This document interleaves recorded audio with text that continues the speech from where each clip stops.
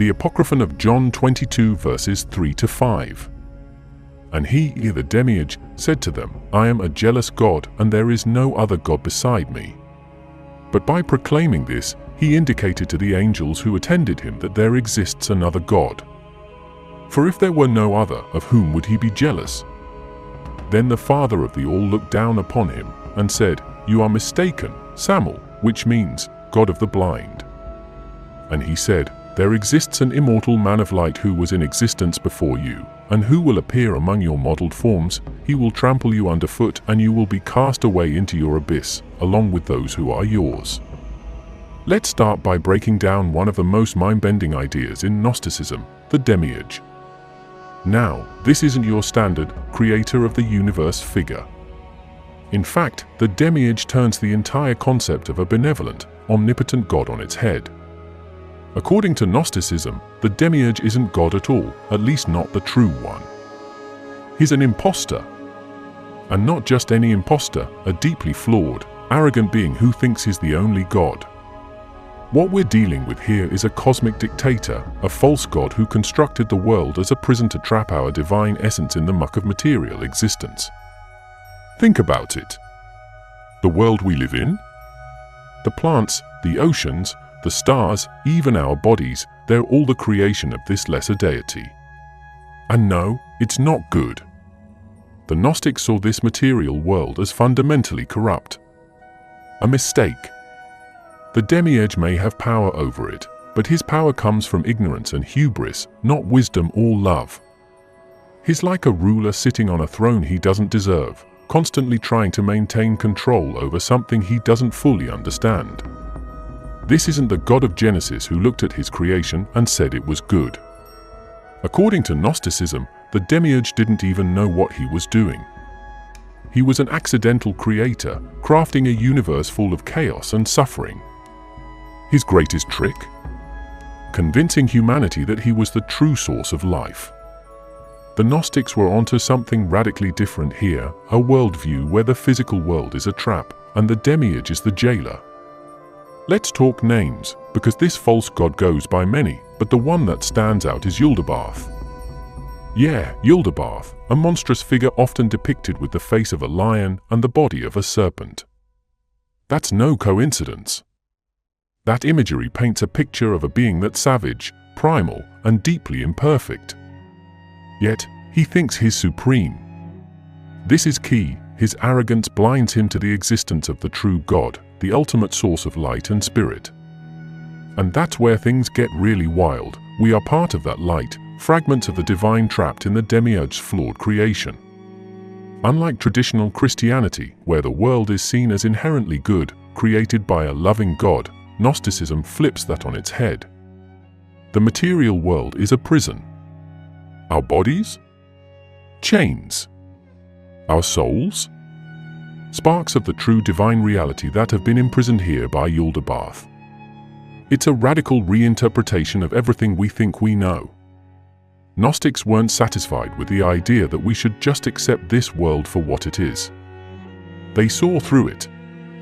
They believed that this world was a distraction, a cage, and that the real truth lies beyond it, waiting to be uncovered. Now, this might sound outrageous to some, blasphemous even, but that's exactly what makes Gnosticism so compelling. It challenges the very foundations of the world order, religious doctrines, and the nature of God himself. What if the creator we've been worshipping all along is the very one holding us down? What if salvation doesn't come from obeying the creator, but from escaping his creation? That's the core of Gnostic thought. Knowledge, or gnosis, is the key to liberation. It's not about faith in the Demiurge. It's about waking up to the realization that the Demiurge is a tyrant, and the true divine essence lies beyond him, within us. This isn't a passive spirituality, it's a rebellion against the false god, a path of inner awakening that frees the soul from the chains of the material world. This narrative hits hard. It doesn't just contradict the story of a benevolent God, it suggests that our entire reality is a cosmic prison, and we've been misled for millennia. This is what makes the Demiurge such a controversial figure, even today. It forces us to question, who is the real creator? What is the real nature of the universe? And are we truly free, or are we captives in a world created by a God who is not God at all? Let's dive deeper into one of the most explosive ideas in Gnosticism, the concept of the material world as a cosmic prison. This isn't a poetic metaphor, it's a fundamental belief that the world we know, everything we touch, everything we experience, is a trap designed to keep us blind to the truth. The Gnostics were crystal clear about this. They saw the material world not as a creation of divine beauty, but as a construct, a carefully designed illusion meant to keep our spirits chained. In one of the most famous Gnostic texts, the Apocryphon of John, the world is described as a shadow cast by Yaldabaoth, the Demiurge. A shadow, a mere imitation of the higher, spiritual realm. This world is not the real deal. It's a flawed, corrupted version of reality. And that means everything you know, everything you've been told about life, could be nothing more than a lie.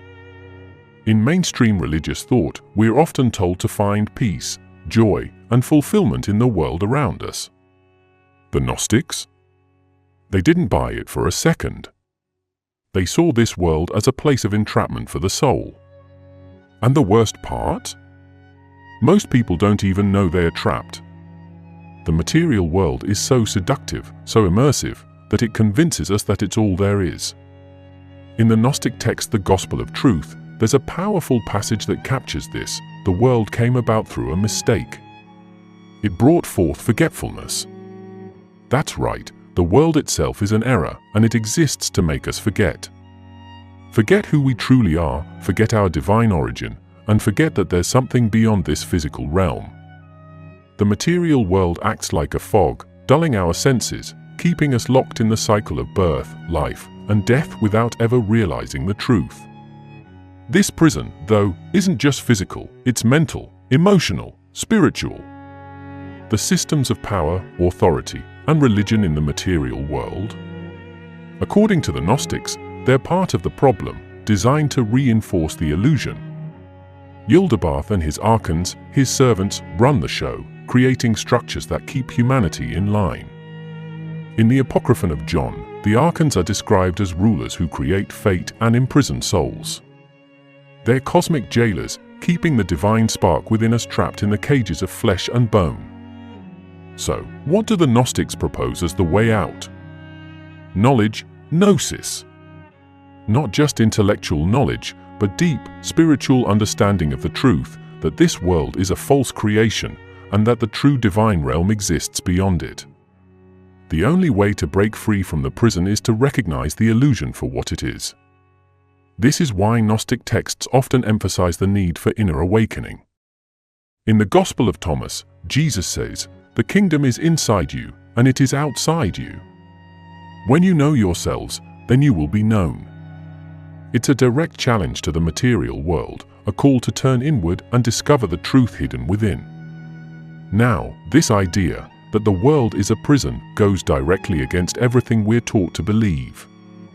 Religious institutions, governments, and social systems are built on the idea that this world is where we belong.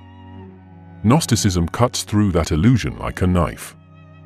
The Gnostics were rebels, spiritual insurgents who rejected the dominant narrative. They weren't interested in making the best of this world, they were interested in escaping it altogether. And that's what makes this idea so radical, even today. Now, let's talk about Sophia, one of the most critical, yet often misunderstood, figures in Gnostic mythology. If you thought the Demiurge was controversial, wait until you hear about how Sophia sets the entire cosmic drama into motion. She's not just a passive bystander in all this. She plays a central role in the Gnostic creation story, and honestly, her story flips everything we think we know about creation on its head. Sophia, whose name literally means wisdom, wasn't just another divine entity. She was a key figure within the pleroma, the fullness of divine light and truth. In Gnostic thought, the pleroma is the realm of perfection where the true God resides, far beyond the reach of the material world. But here's where it gets intense. Sophia, driven by her desire to understand the unknowable, acted independently. Without the consent of the true God, she created the Demiurge. That's right, Sophia's fall is what sets the stage for the creation of the material world and all the chaos that follows. In the Apocryphon of John, it's written, Sophia wanted to create something, but without the spirit, and her work became a product in the matter. This is crucial. Sophia's act wasn't evil, but it was a mistake. Her creation of the Demiurge was a product of her isolation from the rest of the divine realm, and what emerged was flawed. The Demiurge, Yaldabaoth, came into being as a malformed, ignorant being, unaware of the true God and the pleroma. He believes he's the only God, and Sophia's role in creating him is shrouded in both guilt and regret. But let's not overlook Sophia's complexity. She's a figure who embodies both light and shadow. On one hand, she's the personification of wisdom. On the other, her independent actions lead to the birth of the being who traps humanity in the material world. The Gnostics didn't see her as evil, but as a tragic figure, a being who longed to create, to know, to reach beyond her limits, and in doing so, brought about an imperfect creation. It's almost Shakespearean in its scope, a divine being whose curiosity and ambition lead to unintended consequences. Despite her mistake, Sophia's story doesn't end in despair. In fact, it's her continued presence and influence that offers a path to redemption. In the Pistis Sophia, a key Gnostic text, Sophia prays for deliverance from her fall, acknowledging her error but also striving for reconciliation with the higher divine realms. Save me, O light, for evil thoughts have entered into me, she pleads, showing that even in the Gnostic worldview, there's a sense of hope and recovery. She seeks to return to the light, and through her, humanity can also find a way back to the divine. Sophia's journey is profound because it reflects a key Gnostic belief: even in the midst of a flawed creation, there's still a path to transcendence. Sophia's struggle isn't just cosmic, it's personal, a reflection of the human condition.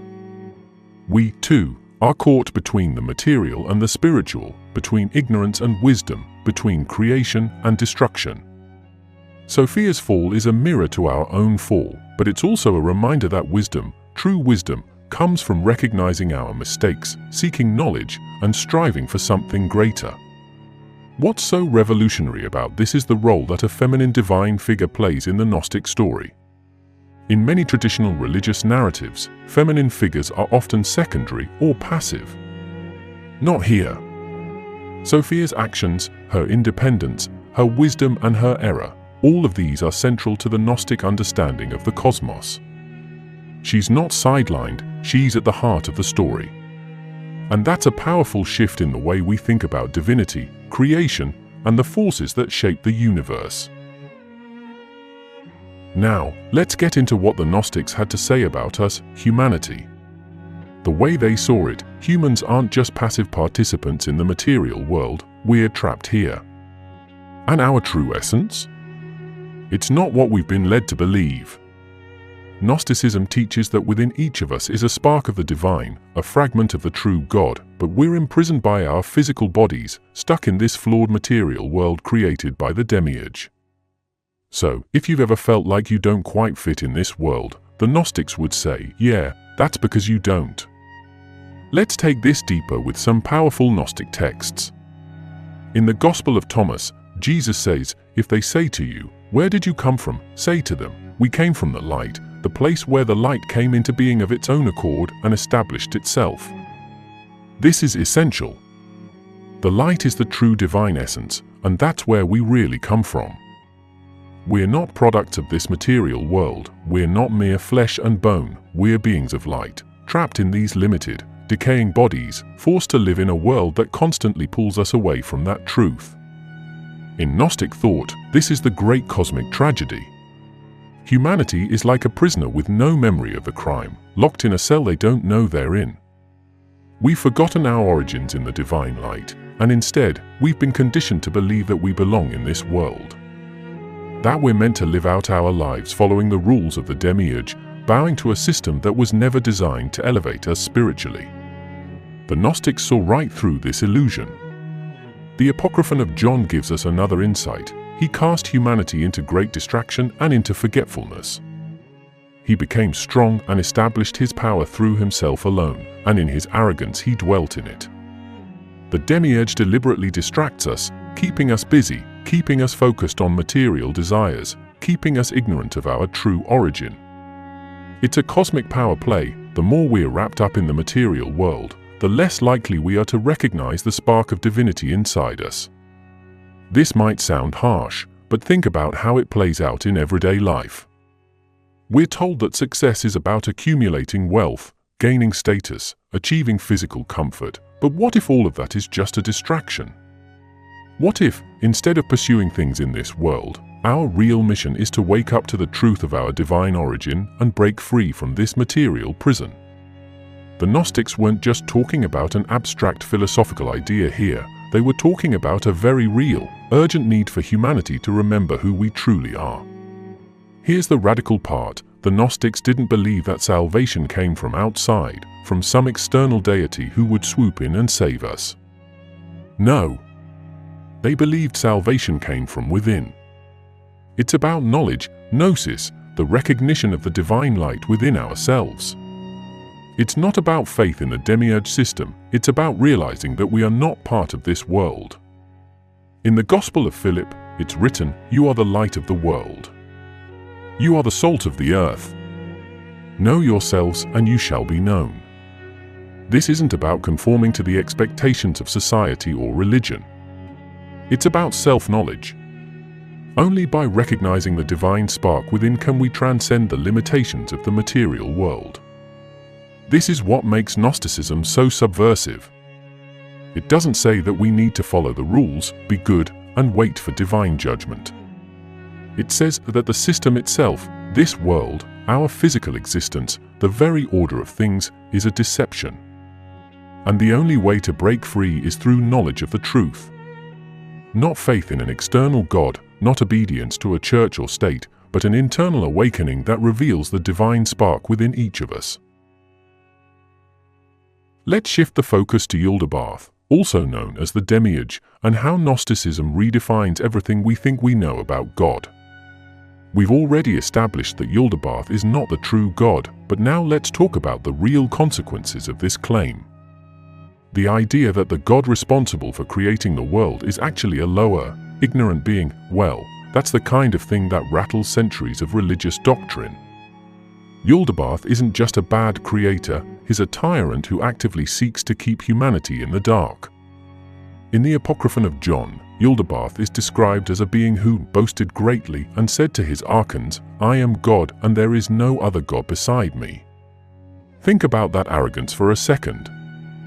This is the being who claims to be the one true God, but in reality, he's unaware of the higher, divine realm, the pleroma. He doesn't know about the real God, and yet he's so full of himself that he thinks he's the ultimate power. It's a cosmic level of hubris. Yaldabaoth doesn't just rule over the material world, he deceives it. And by extension, he deceives us, the very beings trapped in this flawed creation. The Gnostics didn't mince words when it came to Yaldabaoth. In the hypostasis of the archons, he's referred to as the blind God, and for good reason. His blindness is symbolic of his ignorance. He cannot see beyond his own creation, beyond the material world. And yet, he demands worship, obedience, and submission. It's an abuse of power on a divine scale. Yaldabaoth rules through deception, keeping humanity chained to this world, ensuring we never realize the truth about our divine origins. He's not guiding humanity toward enlightenment, he's keeping us in a state of spiritual amnesia. What makes this even more disturbing is that Yaldabaoth created archons, rulers, or entities that act as his enforcers.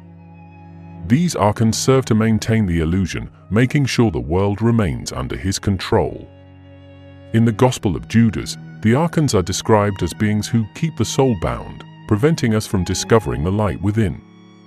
They are the agents of suppression, ensuring that the spark of divinity within us stays buried beneath layers of material distractions and ignorance.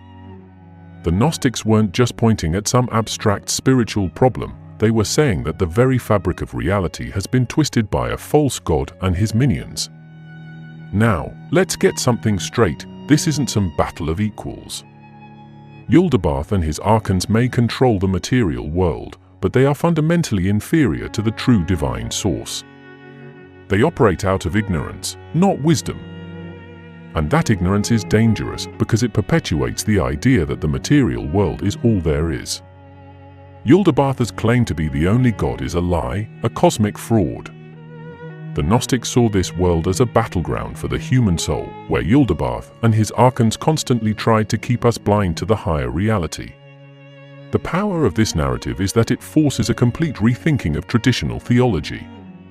If Yaldabaoth is not the true God, then the systems and structures that claim to represent God, whether they be religious institutions, political systems, or social orders, could also be seen as part of the deception.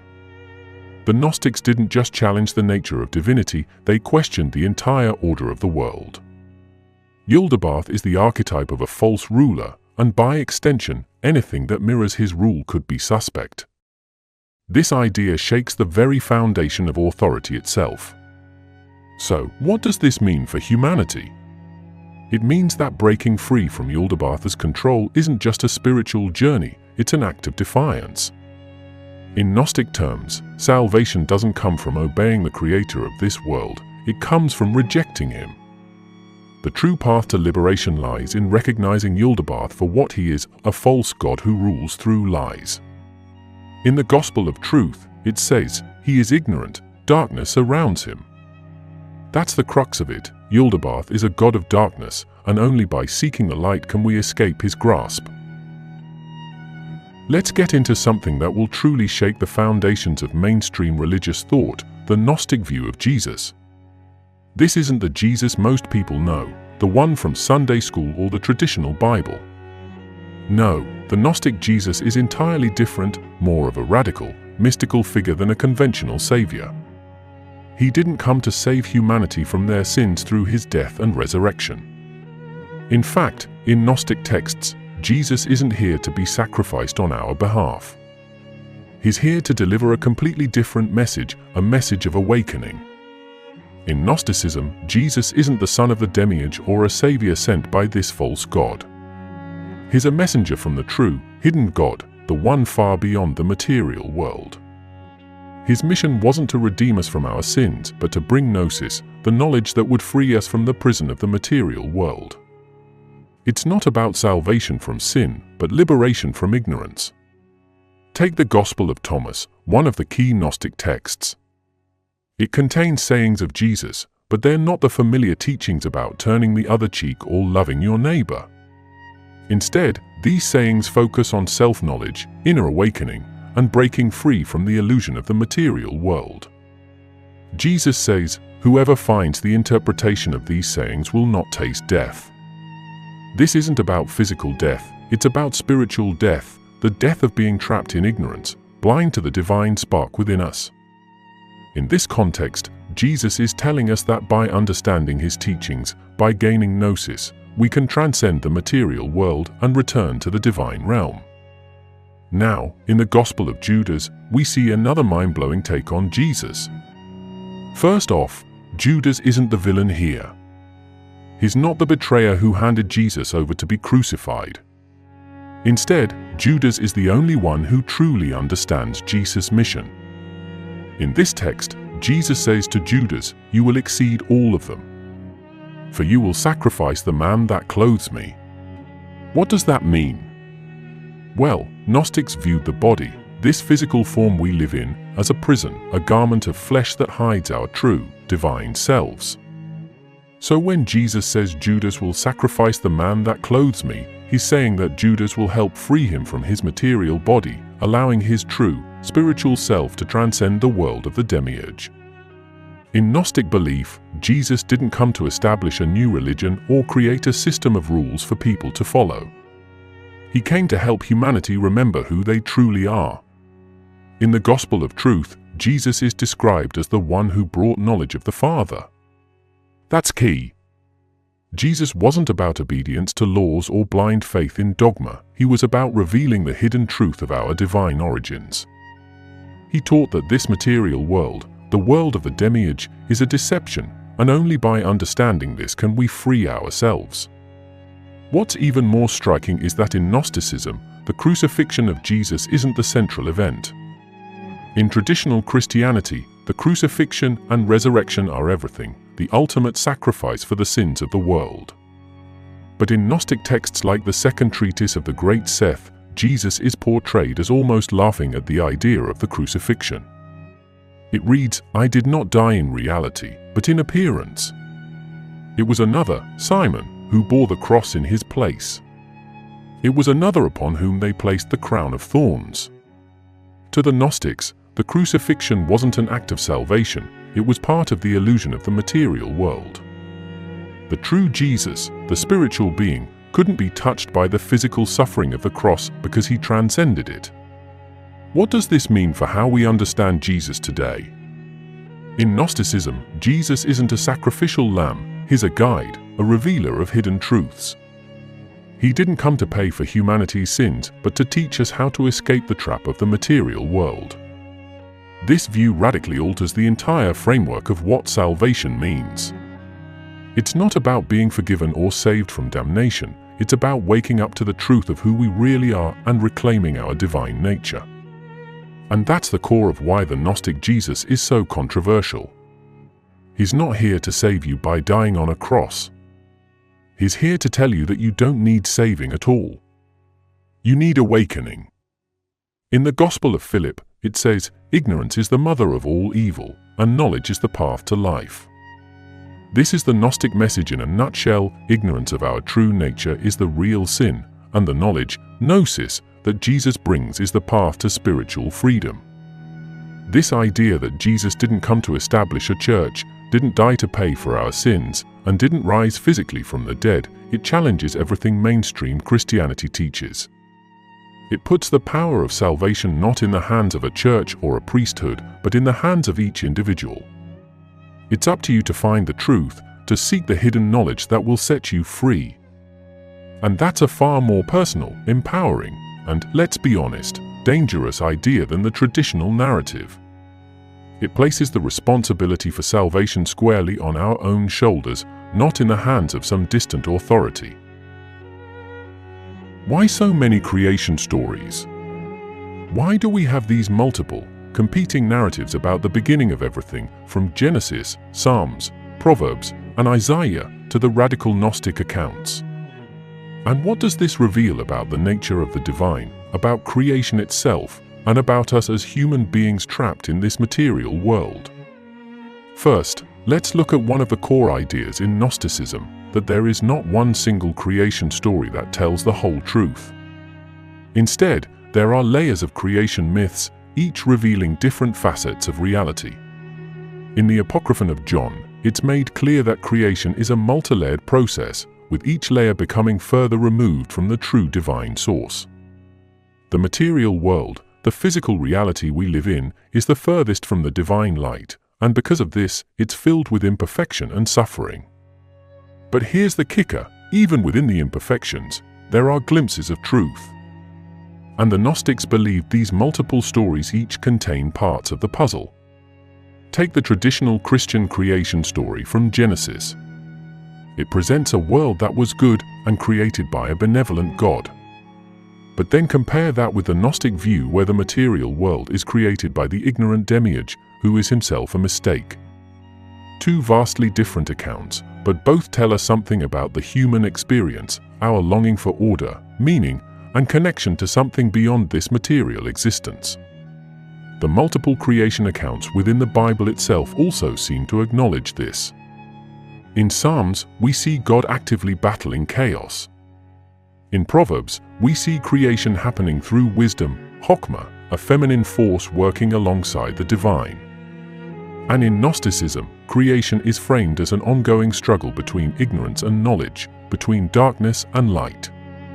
The question then becomes, why does the Bible include these multiple, sometimes contradictory creation stories? The Gnostics would argue that it's because no single story can capture the full scope of the divine mystery. Creation is far more complex than any one narrative can describe.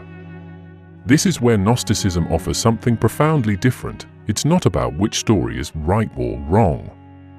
It's about realizing that every creation story is a reflection of a deeper truth, the truth that we are not from this world, that our souls originate from a higher, divine reality, and that our purpose is to return to that light. In the Gospel of Truth, the idea of creation as an ongoing process is emphasized. The Father, incomprehensible in his essence, sent his reflection to the eons to restore what had been lost. This suggests that creation isn't a one-time event. It's continuous, unfolding as we awaken to the truth of our divine origins. Every creation story, from Genesis to Gnostic texts, is a fragment of a larger, ongoing cosmic drama where the real battle is not between good and evil, but between knowledge and ignorance. We're not just passive observers in this process. We're active participants. The Gnostics saw humanity's role as one of awakening. In their view, the purpose of these competing creation stories wasn't to divide us into camps of right and wrong, but to provoke deeper thought, to challenge us to look beyond the surface. In the Gospel of Thomas, Jesus says, "The kingdom of God is within you and all around you." This is key. Creation is happening within us. The battle between ignorance and knowledge, between the Demiurge and the true God, is unfolding inside each of us every day. We have a divine spark that needs to be reclaimed. That's the Gnostic message. What does this mean for how we understand the Bible and the world today? It means that every creation story, whether from Genesis, Gnosticism, or other ancient texts, offers a piece of the truth. We live in a world of layers, and our job is to see through those layers, to question what we've been told, and to seek out the divine light that lies beyond the material world. This is a direct challenge to the traditional religious structures that tell us to obey, to conform, and to accept the world as it is. The Gnostics offer a radically different view, that the world is a shadow, a deception, and that our true purpose is to wake up to the higher reality. So, why so many creation stories? Because creation isn't simple. It's messy. It's layered. It's full of contradictions, just like our lives. The Gnostics knew this and they embraced it, offering a vision of the world where the ultimate truth isn't something handed down from above, but something discovered from within. In their view, salvation doesn't come from outside, it comes from gnosis, from self-knowledge, from realizing the divine light inside of us. In conclusion, these multiple creation accounts, whether biblical or Gnostic, invite us to dig deeper. They are not just stories, they are calls to action, challenges to awaken to the truth. The Gnostics dared to see beyond the physical, beyond the rules, and beyond the systems of power. They weren't satisfied with the simple answers, and neither should we be. The divine spark is within each of us, waiting to be ignited. Thank you so much for sticking with us through this deep dive into the Gnostic creation story. If this video sparked some new thoughts or even challenged your views, we'd love to hear about it in the comments. Don't forget to like, comment, and subscribe if you found this interesting. And, as always, God bless you all.